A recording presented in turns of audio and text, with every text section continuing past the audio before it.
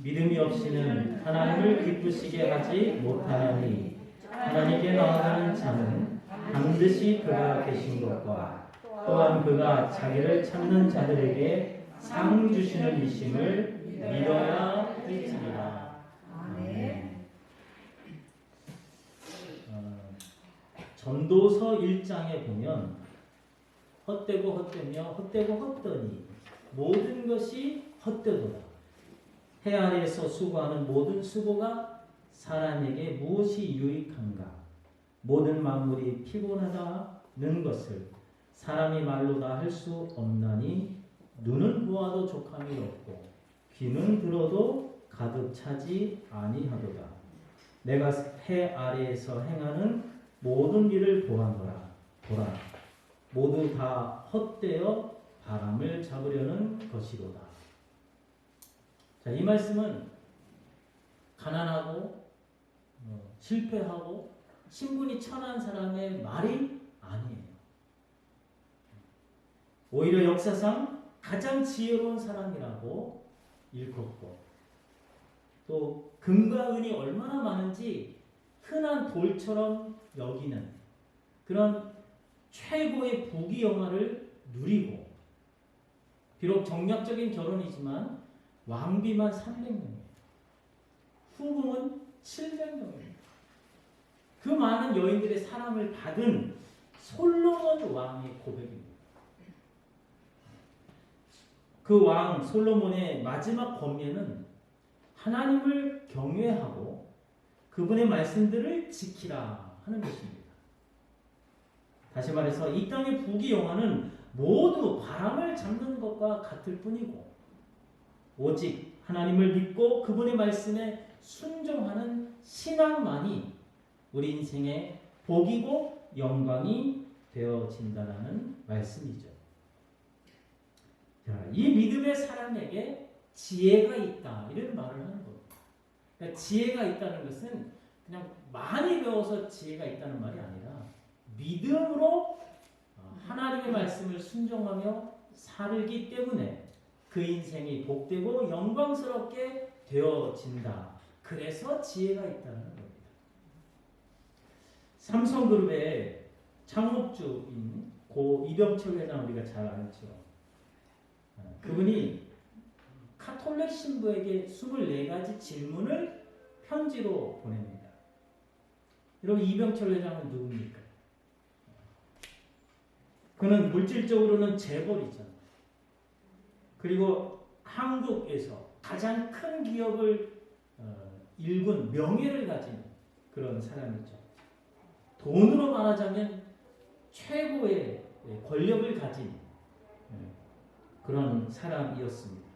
그는 최고의 것들을 누리며 누구보다도 만족할 그런 인생을 살 수 있는 그런 사람이죠.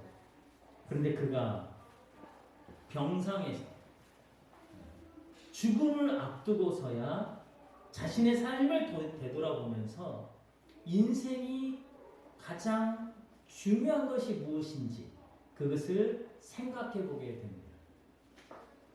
많은 물질들과 명예와 권력으로부터 그는 만족을 얻지 못한 거죠. 그래서 인생에 대한 가장 중요한 질문에 대해서 종교는 어떤 답을 가지고 있는지 그것을 물었고 그 질문을 하고 안타깝게도 한 달 뒤에 답을 듣지 못하고 돌아가시게 되죠. 자, 이해창 병철 회장의 질문들은 인간이라면 누구나 가질 수밖에 없는 그러한 인생의 본질적인 질문들입니다. 그의 첫 번째 질문은 이렇습니다. 같이 한번 읽어볼까요? 신의 존재를 어떻게 증명할 수 있나? 신은 왜 자신의 존재를 똑똑히 드러내 보이질 않는가? 이것이 그의 첫 번째 질문이었습니다.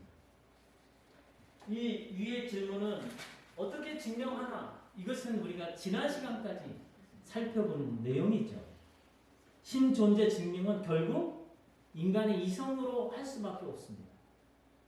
만약 인간의 이성으로 신을 온전히 증명해서 신의 모든 것을 다 인간이 이해하게 되었다면 인간에게 수가 가리키는 신을 과연 인간이 경배하기에 합당한 신이 될 수 있는가? 아니라는 거죠. 자, 어떤 낚시꾼이 낚시를 해요. 근데 고기를 잡다가 자로 재보더니 큰 놈은 다 버리고 다시 놔줘. 작은 것만 담는단 말이에요. 그래서 그 이유를 물었습니다. 그랬더니 자기가 갖고 있는 후라이팬이 20cm밖에 안 된다는 거예요. 그러니까 20cm 넘는 거는 요리를 못하니까 그 이상 되는 건 버릴 수밖에 없고 작은 것만 가져간다는 거죠. 물론 이 이야기는 지어낸 이야기인 것 같아요. 하지만 우리에게 어떤 메시지를 줍니다. 인간의 이성은 분명히 한계가 있죠.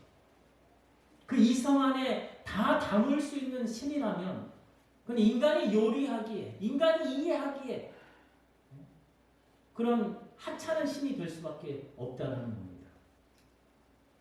이 말은 결국 인간이 더 위대하다는 거죠. 그러면 인간이 자기 생각대로 살면 되지. 뭐하러 신을 섬기겠습니까? 따라서 인간이 경배하기에 합당한 신은 인간 이성에 담을 수 없는 수준의 신이 되어야 하죠. 그 신은 초월적인 신이고 그리고 전지전능한 신이고 그리고 영원한 신이 되는 줄로 믿습니다. 따라서 신 존재 증명이 되어야 신을 믿겠다고 하는 그 무신론자들의 주장은 사실은 무지한 이야기예요. 인간 이성을 신보다 위에 두는 그래서 신을 감별할 수 있는 그런 능력이 자신에게 있다고 생각하는 교만한 그런 생각이라는 것입니다. 여러분 인간의 이성으로 신 존재 증명이 안 되어야만 그분이 참 신이죠. 그래서 신 존재 증명이 안 돼서 못 믿겠다고 말하는 사람들의 주장은 그건 핑계일 뿐입니다. 어차피 할 수가 없어요.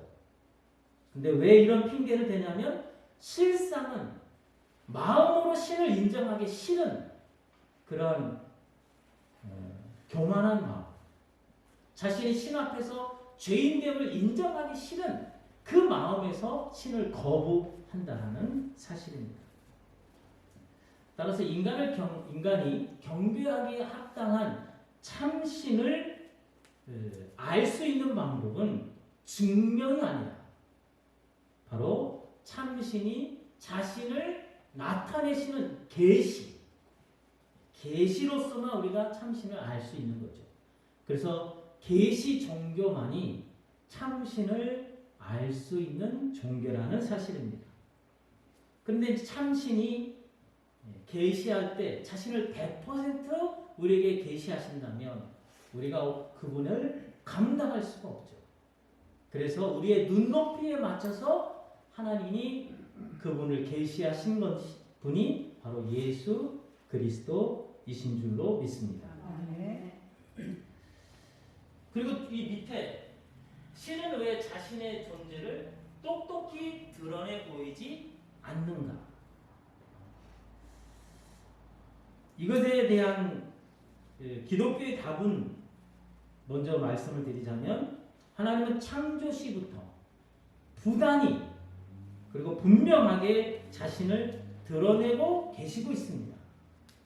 궁극적으로는 바로 예수 그리스도를 통해서 하나님 되심을 보여주셨습니다. 다만 인간이 그것을 인식을 못한다는 것입니다. 그 이유는 인간이 허망한 생각을 품게 되면서 죄를 졌죠. 그래서 빛이신 하나님을 등을 지면서 우리 인간의 마음은 어두워졌습니다. 총명도 어두워지고 우리 눈도 감겨져서 그 영광의 하나님을 볼 수가 없게 되었다는 것입니다. 로마서 1장 20절 말씀 우리 다 같이 읽겠습니다. 위에서 시작. 창세로부터 그의 보이지 아니하는 것들 곧 그의 영원하신 능력과 신성이 그가 만드신 만물에 분명히 보여 알려졌나니 그러므로 그들이 핑계하지 못할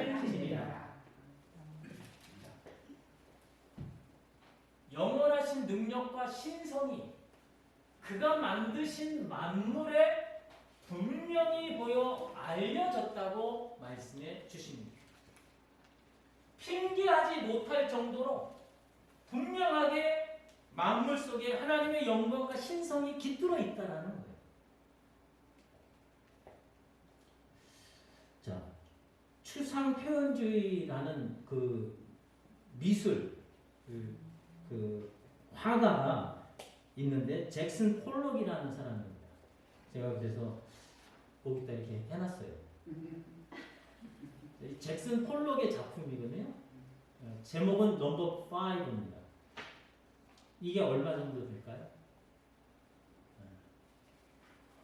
1억 4천 만 원이 아니라 1억 4천만 달러입니다. 그럼 우리는 환산을 하면 우리 돈으로 1,700억 가까이. 여러분 이 그림이 1,700억. 또 같은 그 추상 표현주의 작가인데, 자 이게 얼마쯤 될까요? 마크 로스코라는 사람의 작품이고 제목은 뭐냐? 주황, 빨강, 노랑입니다.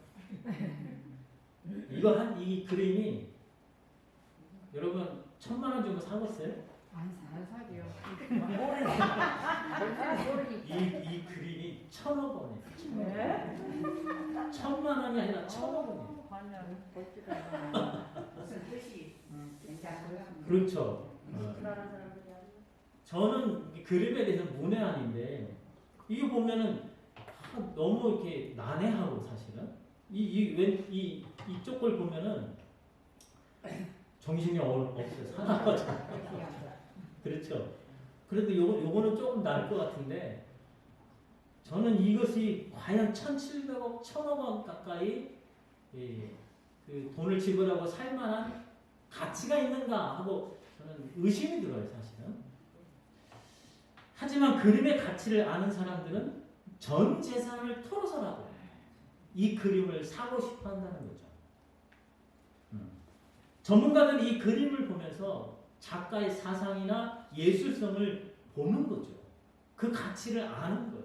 그러니까 그냥 그 많은 돈을 들여서 살려고 하는 거죠. 근데 이 그림을 보면서 우리가 작가의 사상이나 예술성을 알 수 있어도 작가를 볼 수는 없습니다. 그렇죠? 작가는 안 보여요. 여러분 우주 만물을 보세요. 그 우주 만물 속에 하나님의 영광과 신성이 깃들어 있지만 그 우주 만물 속에서 하나님을 발견할 수 있어요? 못합니다. 왜 못할까요? 하나님은 더 크기 때문에 그렇습니다. 여러분 온 우주 만물을 보면서 그분의 능력과 신성으로 만물이 창조되었기 때문에 그 누구도 그 만물 속에서 하나님의 능력과 신성에 대해서 핑계할 수 없을 정도로 깃들어 있지만 그 만물 속에서는 하나님을 발견할 수가 없다라는 사실입니다. 우리가 이 그림의 예술성과 가치를 아는 눈이 있어야 보이잖아요. 그것처럼 만물 속에도 하나님의 능력과 신성이 깃들어 있는 것을 볼 수 있는 눈이 있어야 된다는 것입니다. 자, 왜 똑같은 만물을 보면서 누구는 그 만물 속에 있는 하나님의 능력과 신성을 분명히 보는데 누구는 보지 못할까? 무엇은 차이가 이런 결과를 만들어낼까 하는 것입니다. 하버드 대학 물리학 박사인 토마스 쿤이라는 사람이 과학혁명의 구조라는 책에서 패러다임과 혁명에 대해서 이야기합니다. 패러다임이 뭐냐면 가치 체계입니다. 그리고 세계관이라고도 번역할 수 있고 또 문제 해결 방식이기도 합니다. 그의 주장은 뭐냐면 어떤 패러다임을 갖고 있느냐에 따라서 경험이 달라진다는 거예요. 다시 말해서 우리가 같은 것을 볼지라도 패러다임이 다르면 경험도 다르다는 말입니다. 자, 여러분 프톨레마이오스라는 사람이 천동설을 주장했죠. 천동설이 뭡니까? 지구가 중심이고 지구를 중심으로 온 별들이 다 돈다는 거예요. 옛날에 다 그렇게 생각했잖아요. 그런데 코페르니쿠스가 등장하면서 지동설을 주장합니다. 지동설은 뭐냐면 이 태양이 중심이고 이 태양을 중심으로 우리 별, 지구들이 돈다는 거예요. 지구가. 자, 여러분 같은 태양을 보고 있잖아요.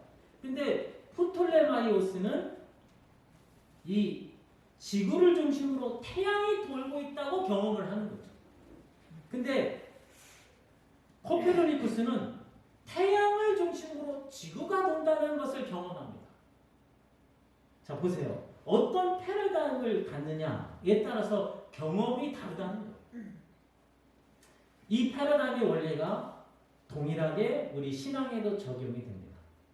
자, 신앙의 패러다임을 갖고 있으면 하나님을 중심으로 모든 세계가 돌아갑니다. 하지만 불신앙의 패러다임을 가지면 하나님과는 무관하게 그저 자연의 질서를 통해서 그리고 혹은 우연히 이 세상은 돌아간다고 경험을 하는 거예요. 출애굽 사건을 예를 들어볼게요. 출애굽 사건은 신앙의 패러다임을 가진 이스라엘 백성들에게는 명백하게 하나님의 권능의 역사입니다. 하나님께서 그들을 구원하시는 그런 역사로 경험을 하는 거예요. 하지만 불신앙의 패러다임을 가진 세상의 사람들은 그거는 하나님과 상관이 없는 그냥 세상의 역사일 뿐이다. 그냥 우연히 하나님과 전혀 무관한 것으로 경험이 되어진다라는 사실입니다. 이에 대해서 고린도전서 2장 14절은 이렇게 말씀합니다. 고린도전서 2장 14절 같이 읽습니다. 시작. 육에 속한 사람은 하나님의 성령의 일들을 받지 아니하니 이는 그것들이 그에게는 어리석게 보이며 또 그는 그것들을 알 수도 없나니 그러한 일은 영적으로 분별되기 때문이다.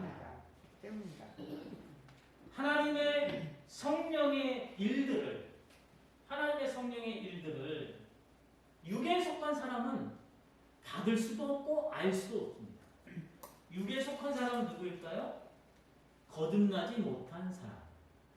그러니까 영의 눈이 뜨여지지 않은 사람. 그런 사람이 육에 속한 사람입니다. 이 사람은 눈이 감겨 있는 거예요.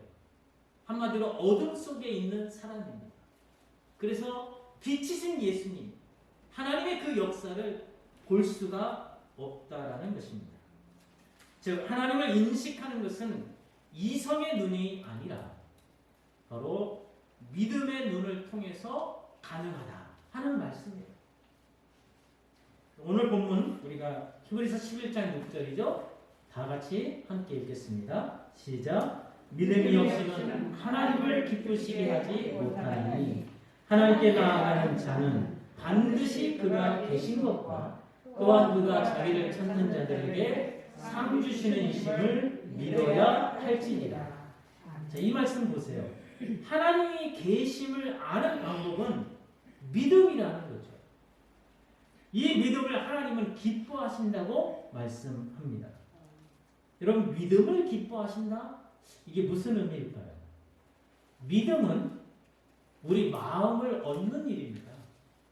마음을 얻는 일은 뭐 이렇게 강제로 윽박지르거나 뭐 협박하거나 혹은 당근을 주면서 살살 꿰거나 그래서 되는 게 아니죠. 인격적인 설득과 자유로운 선택이 가능하도록 해야 마음을 얻는 것입니다. 하나님은 맹목적이고 무조건적인 복종을 기뻐하시는 게 아니라 신앙인들의 마음에서 우러나오는 순종을 기뻐하신다는 말씀입니다. 바로 이러한 이유 때문에 하나님은 우리에게 자신을 나타내시되 절제하십니다. 이게 하나님의 절제거든요. 하나님이 우리에게 100% 나타나시면 우리가 다 감당을 못합니다. 그렇죠? 그래서 하나님의 나타나심이 너무나 명백해서 모든 인간들이 하나님을 부인하지 못하고 복종하는 것 외에 다른 선택이 없다면 그것은 하나님이 우리 인간에게 폭력을 행하는 것과 다름이 없어요. 만약 인간이 복종 외에 다른 선택을 할 수 없을 정도로 하나님이 나타내신다면 이는 곧 인간에게 강제로 폭력을 행사하는 것이고, 그렇다면 우리의 믿음은 강제되는 거죠. 다른 선택이 없으니까 강제될 수밖에 없는 것이고, 여러분 강간은 사랑이 아니잖아요. 그것처럼 강제된 믿음은 믿음이 아닙니다. 그래서 하나님이 그걸 기뻐하지 않는다는 말씀입니다. 그런데 또한 하나님을 찾고자 하는 사람들이 있을 거 아니에요. 그런 사람들에게는 믿음을 가지고 믿음으로 반응하기에 충분할 정도로 자신을 드러내 주십니다. 인간이 자유로운 선택이 가능할 정도로 자신을 보여주신다는 거죠. 그래서 우리가 믿음으로 반응해서 하나님을 예배하고 순종할 수 있도록 인도하신다는 말씀입니다. 이렇게 자유로운 선택 그리고 즐거이 순종하는 믿음을 하나님은 기뻐하신다고 말씀해 주십니다. 사랑하는 성도 여러분, 믿음으로 하나님이 계신 것을 확신하시는 여러분 되시기를 주님의 이름으로 축원합니다. 아멘. 그래서 믿음의 눈이 열려서 신앙의 패러다임 속으로 들어가게 되면 모든 것이 하나님의 역사라고 경험이 된다는 사실입니다. 이사야 6장 우리가 잘 알죠. 이사야는 그 당시 젊은이고 엘리트였습니다. 그리고 왕족 출신이었어요. 그런데 이사야가 나라를 보니까 나라가 너무 부패해요. 관리들이나 평민들이나 다 부패하고 젊은이들도 늘 술에 쩔어 살고 온통 나라가 방탕한 그런 현실을 보면서 이사야는 내심 한탄했습니다. 그래서 그 문제를 가지고 고민하며 기도하러 성전에 들어갔어요. 근데 하늘이 열리고 그리고 하나님의 보좌가 보이면서 천사들의 찬양 소리가 들립니다. 이사야 6장 3절 말씀, 거룩하다 거룩하다 거룩하다 만군의 여호와여, 그의 영광이 온 땅에 충만하도다. 자, 이사야의 눈에는 세상을 볼 때 한탄할 수밖에 없었어요. 온갖 부패로 가득한 세상을 보면서 원망하고 불평했습니다. 하나님 살아계십니까? 살아계신다면 어떻게 이 세상이 이렇게 망가질 수 있습니까? 하고 하나님 앞에 입이 쭉 나와가지고 원망 불평했다는 거죠. 그런데 천사들의 눈에는 온 땅에 무엇이 충만하다고 합니까? 하나님의 영광으로 충만하다고 경험을 하고 있는 거예요. 자, 같은 세상을 보면서 이사야는 온 땅에 부패하고 망가진 그 모습을 경험하고 있고, 천사들의 눈에는 하나님의 영광으로 충만한 것을 경험하고 있다는 겁니다. 왜 이렇게 다를까요? 그것이 바로 믿음의 차이입니다. 이사야의 눈에는 세상의 불법과 불의와 악행으로 가득한 것만 보였다는 거죠. 하지만 천사들의 찬양 소리를 듣고서 이사야도 눈이 뜨이게 됩니다. 아, 온 땅에 하나님의 영광이 충만한 것이구나. 그것을 보게 되면서 이사야가 회개하게 되죠. 화로다 나여 망하게 되었도다. 나는 입술이 부정한 사람이로다. 그전에는 세상을 원망하고 불평하며 한탄했지만 이제 그 천사들의 찬양 소리를 듣고서 하나님의 영광이 온 땅에 충만한 것을 보니까 잘못은 자기가 있다는 거예요. 자기 입술이 부정하다는 거예요. 사랑하는 성도 여러분, 이사야처럼 여러분에게도 믿음의 눈이 열리시기를 축복합니다. 아멘. 온 땅에 부조리와 악행으로 가득한 것만 보이고 원망과 불평의 입으로 한탄하고 분노할 것이 아니라 반드시 이 땅에 하나님의 말씀대로 이루어 가시는 그 하나님의 영광을 보셔서 원망과 불평 대신에 감사와 찬송을 하나님께 돌려드리는 믿음의 사람들 되시기를 주님의 이름으로 축복합니다. 아멘. 하나님은 이 믿음으로 하나님의 말씀을 붙드는 사람들을 기뻐하십니다. 그리고 말씀에 순종하여 끝까지 인내함으로 믿음의 견고함을 보이는 사람들에게 상 주신다고 말씀해 주십니다. 그래서 그 인생이 감사와 찬송으로 가득한 복된 인생이 되어지는 줄로 믿습니다. 이 은혜와 이 사랑이 여러분에게 충만하게 되기를 주님의 이름으로 축원합니다. 아멘. 오늘도 진리의 말씀대로 일하시는 살아계신 하나님, 저희에게 믿음의 눈을 허락해 주셔서 온 땅에 하나님 말씀대로 일하셔서 마침내는 하나님 나라의 영광으로 충만케 하시는 그 하나님을 경험할 수 있는 저희 모두가 되어지게 하여 주옵소서. 그리하여 원망과 불평을 버리고 감사와 찬양으로 하나님께 영광 돌리는 복된 인생들로 주장하여 주옵소서. 지금은 우리 구주 예수 그리스도의 은혜와 하나님 아버지의 사랑하심과 성령님의 교통하심이 믿음의 눈을 통해서 온 땅에 충만하신 하나님의 영광을 보기를 소망하며 세상에 나아가는 여기 모인 주님의 자녀들 위에와 또 멀리서 기도함으로 함께하는 지체들 위에 이제로부터 영원까지 함께하옵시기를 축원하옵나이다. 아멘.